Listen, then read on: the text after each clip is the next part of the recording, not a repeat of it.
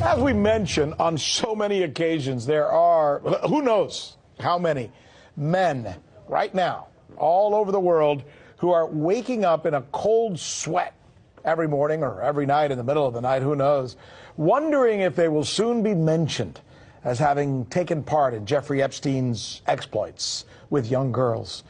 That's got to be a troublesome situation, right? Well, tonight there are significant questions about whether one of them is a former Prime Minister of Israel. His name, Ehud Barak.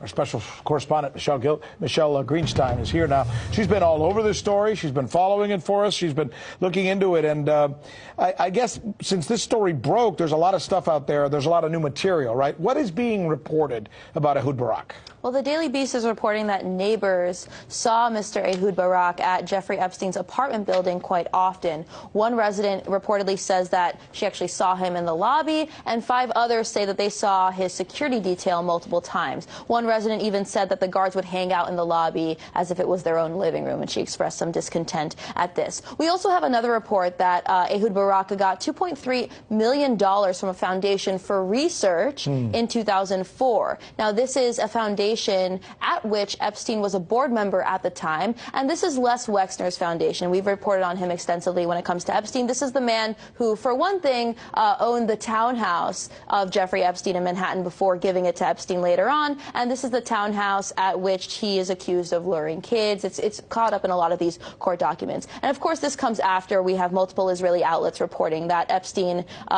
Epstein-connected accounts or foundations gave at least $3 million to Mr. Ehud Barak over the years. And a lot of people would say where there's smoke is fire, but on the other hand, we journalistically have to give him the benefit of the doubt. Just because you know somebody doesn't mean that you're guilty, even if you visited their house. So what is he saying? I imagine he's got some comment on all of this. Sure. So he's saying that there's no wrongdoing. He even said, hey, there's not even the faintest suspicion of wrongdoing on his part. In an exclusive interview with the Daily Beast, he did admit to visiting Jeffrey Epstein's private island, and he did say that he met Epstein, quote, more than 10 times and much less than 100 times. But that he... Wait, give us that number again so we can take it in. I don't know if... I don't want you to get too confused. It's more than 10 times, but, quote, much less than 100 times.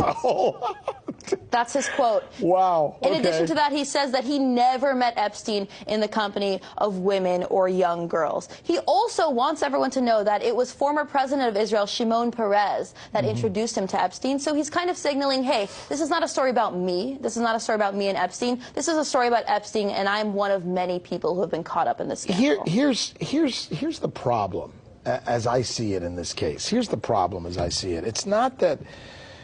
and it's not just with Ehud Barak, it's with everyone. Sure, just because you visited his house doesn't mean that you had sex with young girls. But it does mean that you must have seen something or turned your eye at some point at something, because from what we're hearing, there was stuff going on around Epstein all the time. That's right. How do you visit him 90 times and say, oh, no, nothing? You know, it was like visiting Mother Teresa. Right. There's no smoking gun yet that Ehud Barak, was involved in sex trafficking. But he did continue to associate with Epstein, and that's something we do know. And how do you not see something?